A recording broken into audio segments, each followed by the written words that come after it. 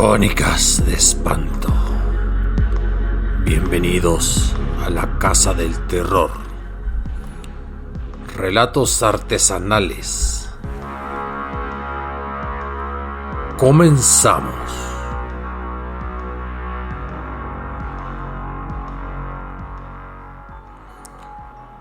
Provoca algo de tristeza cuando uno contempla lugares con una carga histórica considerable y que por distintas circunstancias se encuentran en pleno abandono, como si la memoria colectiva de los ciudadanos y de los mismos gobernantes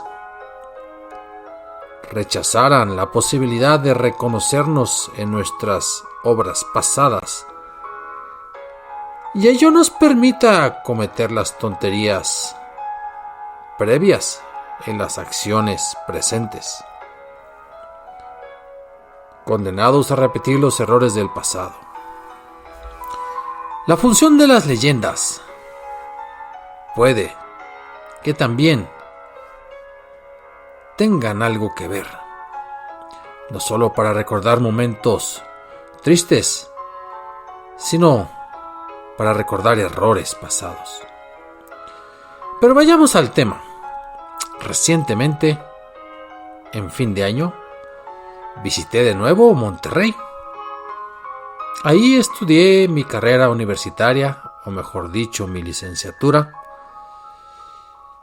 Y recuerdo que íbamos con cierta frecuencia al barrio antiguo, el corazón de la ciudad donde antes se atravesaba el antiguo canal de Santa Lucía y que ahora se ha vuelto a construir como una atracción turística.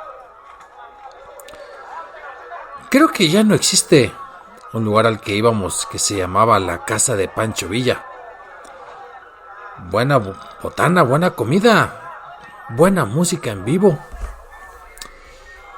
Y por ahí, andando por el centro, me acerqué a un lugar que se le llama, históricamente hablando, el Fortín del Diablo, y que tiene la leyenda del Callejón del Diablo. Permítame referirme entonces como la leyenda del Fortín del Diablo para no confundirla con tantos otros callejones diabólicos que existen en las numerosas ciudades antiguas de nuestra mágica República Mexicana. Y es que ahí, en esa parte occidental del barrio antiguo,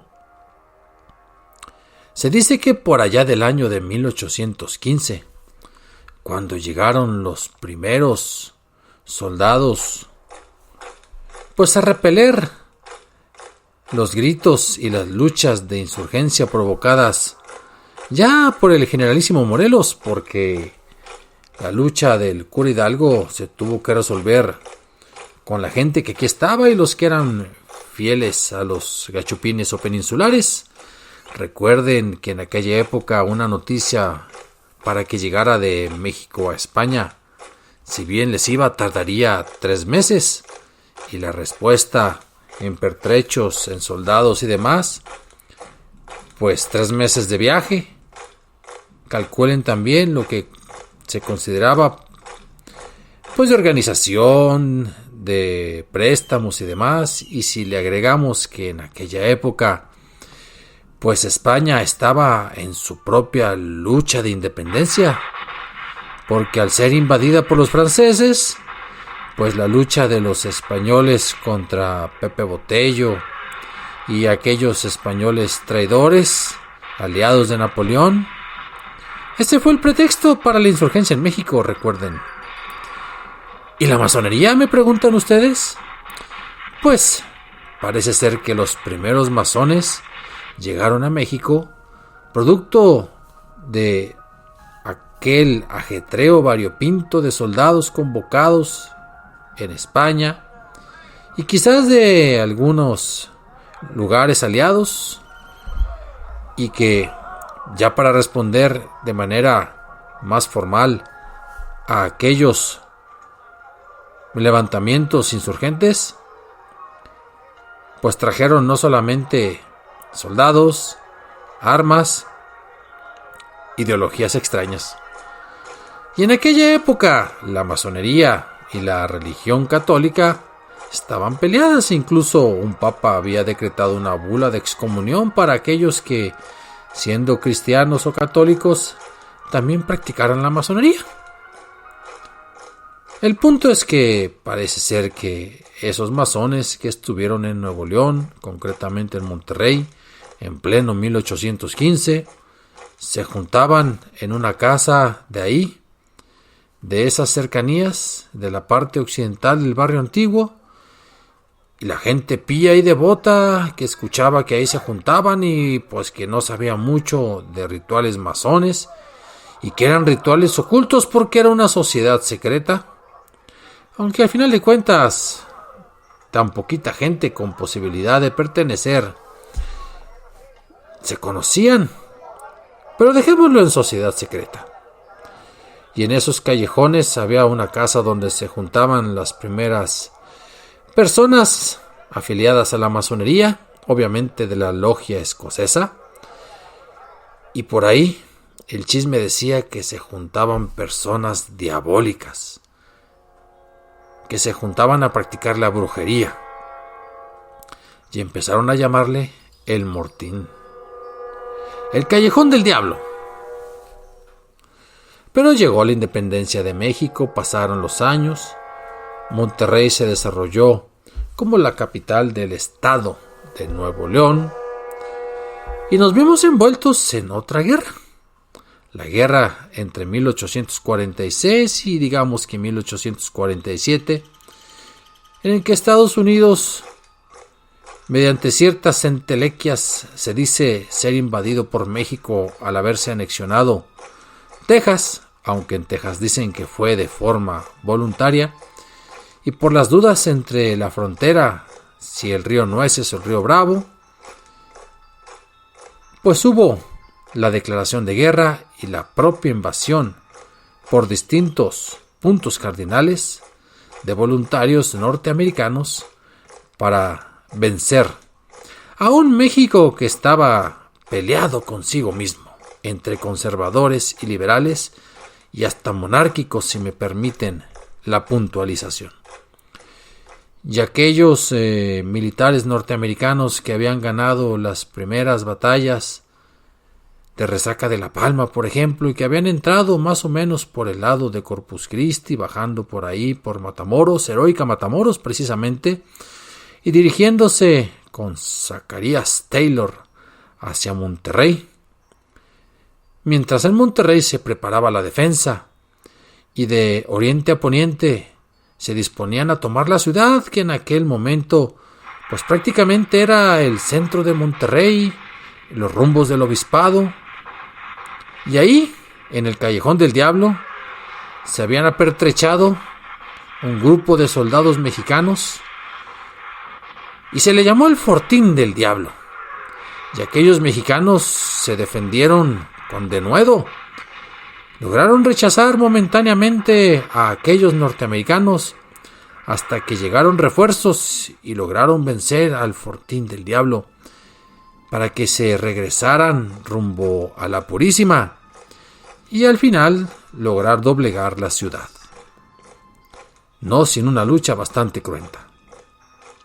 Así es que en estas ahora calles semiabandonadas estaba la historia de muerte, de sangre, de conspiraciones contra la muy santa religión, dícese que de brujería, y bien ganado el mote del Fortín del Diablo, o el subsidiario del Callejón del Diablo. Al final, la cercanía de la frontera con Estados Unidos, que ahora estaba en el río Bravo después de esta guerra en la que perdimos prácticamente la mitad de nuestro territorio nacional, que estaba parcialmente abandonado, con muy pocos ciudadanos que se reconocían como mexicanos, pero que ahora supondríamos de un valor inestimable. Monterrey crece, se desarrolla, se industrializa, se convierte en un lugar importante, se abre la cervecería, se abren todo tipo de fábricas y en pleno siglo XX, en ese barrio antiguo, había varias cantinas. Por ahí, por el Callejón del Diablo y por otros lugares, atrás de lo que es la catedral y en un lecho seco del río de Santa Lucía para aquel momento. Y en una de esas cantinas, ahora sí, nos vamos a encontrar a Nacho. Que Nacho era un trabajador de la creciente e industrializada ciudad de Monterrey, que ya había terminado su turno del sábado, que le habían pagado su respectiva raya y que se fue pues a tomar la botella. Era la época en que la cerveza regiomontana empezaba a expandirse por todo el país, en que el pulque iba para atrás por la misma política gubernamental. Hay que decirlo, en Monterrey más bien siempre fueron cerveceros. En el centro de México, el pulque se iba en retirada y la cerveza embotellada en condiciones higiénicas de reparto, más aquellos licores, el ron para la tierra caliente, el whisky, porque sí se consideraba por influencia sajona, y el tequila que apenas empezaba a repartir su distribución de gusto por el centro y el norte del país. Y Nacho libaba y platicaba con las personas, con sus amigos tradicionales. Por allá sonaba la vihuela, por el otro lado la tarola, la típica música norteña, y todos felices hasta que se hacía de noche en pleno sábado. Y ahí estaban platicando y Nacho contando de esto y Nacho contando de aquello y que estaba enojado con el patrón y que a lo mejor trabajaba en otro lugar y que ya estaba prácticamente bien borracho, desvariaba, así como lo escuchan. Siendo ya las 10, 11 de la noche, para aquellas fechas donde el calor calaba, pues la gente se refugiaba hasta en las cantinas y salía a caminar. Eran épocas en que la inseguridad no era la que es ahora. Y uno podía salir a caminar con lo que podría decirse era el fresco de aquella época, ya sin el calor implacable. Y ahí tenemos caminando a Ignacio. Casi se había gastado todo su día de pago. No estaba casado todavía. Y yendo rumbo a su casa a descansar, cruzando precisamente por aquellas calles donde ahorita está el Rincón del Diablo, de repente escuchó como que alguien venía atrás de él. Sus sentidos no estaban afinados por el estado de embriaguez. Volteó, gritó y no encontró a nadie. Siguió caminando. Volvió a tener esa misma sensación de que alguien estuviera a punto de atraparlo. Y miraba hacia atrás, gritaba y no encontraba a nadie. Siguió caminando, ya a punto de salir de esas calles, cuando de pronto, al mirar hacia atrás no encuentra nada, pero al mirar hacia adelante se encuentra a un personaje misterioso, todo vestido de negro. Sus ojos, no de colores tradicionales, parecía que salían luces llameantes. Le gritó y el otro se le acercó. Y al acercarse, pudo darse cuenta de que no tenía pies humanos, sino de que más bien tenía pezuñas. Pezuñas dobles. Sí. Entonces pensó que aquel personaje no tendría que ser un vecino, un borracho, un marchante, un regiomontano, sino que era el mismísimo diablo. Y borracho como estaba, valiente se portaba. Nacho sabía que tenía por ahí un cuchillo pequeño que cargaba siempre en el cinturón, porque aparte de sus labores en la fábrica, también trabajaba en el campo. Agarró el cuchillo y comenzó a tratar de atacar a aquel hombre. Y él sentía que el cuchillo se iba y se le pasaba la mano y volvía, ya que el otro simplemente le miraba y profería un ruido bastante extraño. Y Nacho insistía y sentía que lograba apuñalar a aquel diablo maldito. Pero cuando regresaba el cuchillo y lo observaba, no tenía sangre. Ya que pegó mi cuchillo, güey, ese diablo maldito, es lo que decía. Y volvía otra vez a la carga. Y el diablo aquel solamente se hacía para atrás. Y 2 o 3 tajadas, a juicio de Ignacio, logró darle a aquel personaje siniestro, el cual solamente berreaba y se quejaba. Cuando Nacho tropieza, se pega en la pared y queda inconsciente. Y anocheció y amaneció. Al día siguiente, muy temprano de madrugada, vecinos que iban, pues con rumbo a conseguir las cosas del mercado o que iban a trabajar, se toparon con un Ignacio que estaba en el piso con su cuchillo en la mano, visiblemente crudo, pero con la mente bien cocida. Disculpe, señora, ¿qué horas son? Y como podían, le decían que ya pasaba de la madrugada, ya estaba pegando el sol. Es que no van a creer, ayer me peleé con el diablo. ¡Ja! Borracho como estabas, pudiste haber peleado con todos los de la cantina. Si ya sabemos que saliste de aquella, de acá a 2 cuadras. No, sí me peleé con el diablo. Claro, lo tomaron a loco. Se levantó, pero se levantó con la obsesión. Sí, pasó el fin de semana.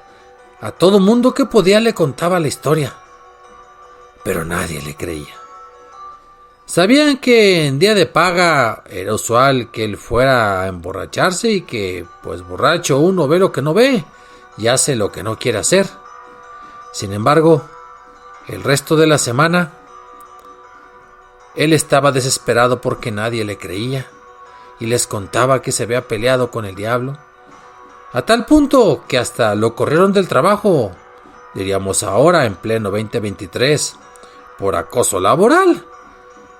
No paraba de contar sus historias y sus acciones de tal valentía o en tal situación etílica.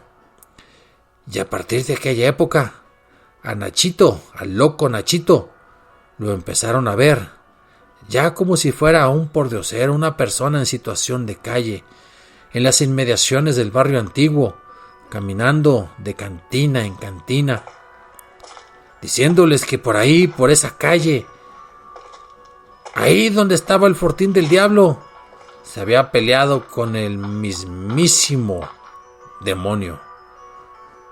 Y la gente lo ignoraba y seguía su rumbo, ya sea que fuera a las cantinas o que fuera al trabajo. Pasaron los meses y Nacho se volvió loco. Ya solo desvariaba, ya solo decía de su pelea con el diablo. Terminó por morir y ser enterrado, con el apoyo de las autoridades, como ocurre con aquellos que terminan en la mendicidad. Y el barrio antiguo siguió con su historia. La gente quizás dejó de habitarlo. La gente acudía por motivos turísticos. La gente pasaba cerca cuando había algún evento en catedral, en edificios de gobierno. Volvió a convertirse aquello en una zona de antros. De hecho, cuando yo estudiaba en la universidad, íbamos a uno que otro de ahí del barrio antiguo. La vida nocturna estaba en efervescencia. Pero sí te decían, no pases por aquellas calles. No pases por el fortín del diablo. Porque igual se te aparece el demonio y te vuelves loco. No, pues mejor lo preveníamos. Ni borrachos éramos tontos. La última vez que recorrí el lugar, hace unos meses, debo reconocer que me da un dejo de tristeza, sobre todo por mi afición a la historia, no solamente a las leyendas. Sí, hay unas placas que hace no mucho hacen relación de los acontecimientos históricos y de esta leyenda del Fortín del Diablo o del Callejón del Diablo. Y han puesto ahí una especie de pequeños pasos a desnivel, pero en su mayoría son casas abandonadas. Uno puede adivinar por el olor de aquellos ladrillos que el diablo existe, pero simplemente por la podredumbre que asoma por la basura tirada por los orines. Y quizás los motivos para no caminar por ahí ahora sí son para no ser víctimas de la delincuencia. Pero hubo, y hay que decirlo, otro pensamiento de decir, pues si te vas a tomar una lipus, una bebida, si vas a libar, no camines por ahí en la noche, porque puede que te topes con el mismísimo diablo. Ya saben, escriban, opinen, cooperen. crónicasdeespanto0@gmail.com. Agradezco su preferencia. Nos escuchamos el próximo fin de semana.